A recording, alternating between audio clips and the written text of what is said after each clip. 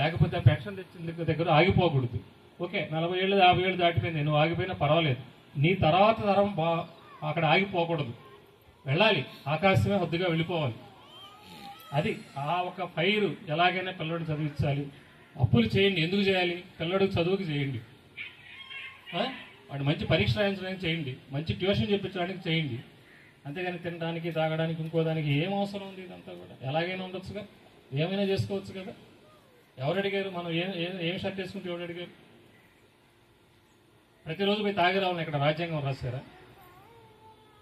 పిల్లలు మార్పించలేరా? తల్లిదండ్రులు చదువుకున్న పిల్లలు మీరు క్రమశిక్షణగా ఉండి ఒక 10th క్లాస్ పిల్లాడు, ఇంటర్మీడియట్ పిల్లాడు నువ్వు రోజు తాగి గొడవ చేస్తుంటే మా మిత్రుల మధ్యలో నాకు పరువు పోతుంది, నువ్వు తాగడానికి లేదు అని గట్టిగా మాట్లాడితే 10 మందిలో 2 తండ్రులైనా మారదా? మారిన కూడా నేను చూశాను.